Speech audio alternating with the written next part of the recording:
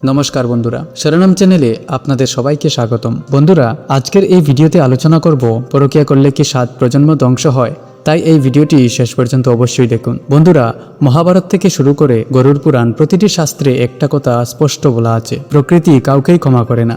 আজকের সমাজে একটা শব্দ খুব সাধারণ হয়ে গেছে, পরকীয়া বা বিশ্বাসঘাতকতা। অনেকে ভাবেন গোপনে করা এই ভুল হয়তো কেউ দেখতে পাচ্ছে না, কিন্তু আপনি কি জানেন নিজের বিবাহিত সঙ্গীকে ঠকিয়ে অন্য কারো সাথে জড়িয়ে পড়া কতটা ভয়ঙ্কর পাপ। মহাভারতে শ্রীকৃষ্ণ অর্জুনকে কর্মফলের যে ব্যাখ্যা দিয়েছিলেন, সেখানে এই ধরনের বিশ্বাসঘাতকতার কি শাস্তি নির্ধারিত আছে আজ আমরা জানব। কেন এই একটি ভুলের কারণে পরবর্তী 7 প্রজন্মের জীবন ছারখার করে দিতে পারে।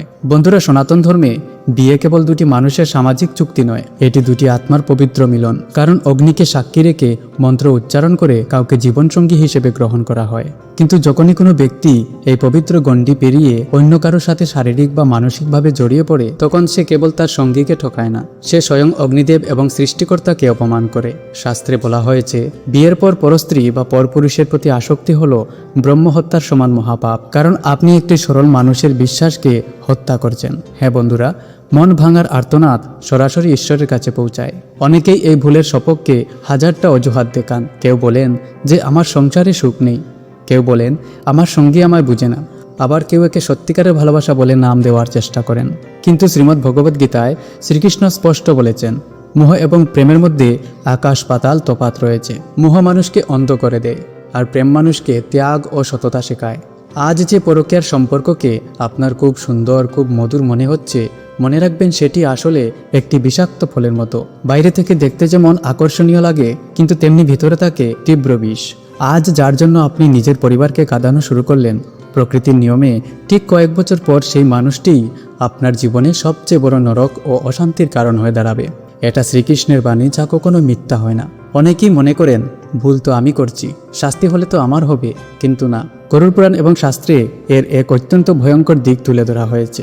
বলা হয়েছে, বিশ্বাসঘাতকতার এই পাপের কুফল কেবল নিজের মধ্যেই সীমাবদ্ধ থাকে না, এটি বংশ পরম্পরায় প্রবাহিত হয়, যার প্রভাব পড়ে আপনার পরবর্তী 7 প্রজন্মের উপর।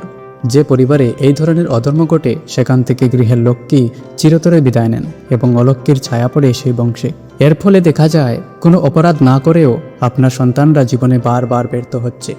তাদের বিয়ে টিকছে না, পরিবারে হঠাৎ হঠাৎ বড় রোগ ব্যাধি বা দুর্ঘটনা ঘটছে, কিংবা সারা জীবন কঠোর পরিশ্রম করেও তারা অভাব অনটন থেকে বের হতে পারছে না। নিজের ক্ষণিকের আনন্দের জন্য নিজের সন্তানদের ভবিষ্যৎ অন্ধকারের মুখে ঠেলে দেওয়া কি কোনো বুদ্ধিমানের কাজ? না বন্ধুরা, যে ব্যক্তি পরকীয়ায় লিপ্ত হয়, তার মনের শান্তি চিরতরে হারিয়ে যায়। তাকে সারাক্ষণ কোনো না কোনো গোপন ভয়, মিথ্যা ও অপমানের আশঙ্কার মধ্যে বাঁচতে হয়। আর শাস্ত্রে বলা হয়েছে, ভয় হলো নরকের প্রথম ধাপ। সমাজে যখন এই সত্য প্রকাশ পায়, তখন অর্জিত সমস্ত মান সম্মান, বংশের গৌরব এক নিমেষে ধুলায় মিশে যায়। আর শাস্ত্রে বর্ণিত আছে, মৃত্যুর পর এই ধরনের আত্মাকে প্রেতলোকে তীব্র যন্ত্রণার মধ্য দিয়ে যেতে হয়। প্রকৃতি প্রতিটি কান্নার হিসাব রাখে। আপনি আপনার সঙ্গীকে যত ফোঁটা চোখের জল ফেলিয়েছিলেন, কিন্তু প্রকৃতি আপনার থেকে ঠিক ততটাই কষ্টের হিসাব সুদে আসলে উসুল করে নেবে। বন্ধুরা, তাহলে এর উপায় কি? এই গুরুত্বপূর্ণ কথাটি সবসময় মনে রাখবেন। মানুষের জীবনে সমস্যা আসতেই পারে।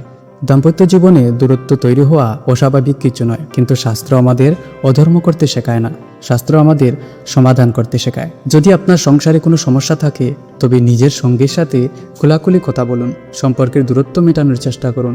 আর যদি কোনোভাবেই একসাথে থাকা সম্ভব না হয়, তবে সততার সাথে সামাজিকভাবে এবং আইনি উপায়ে বিচ্ছেদের পথ বেছে নিন।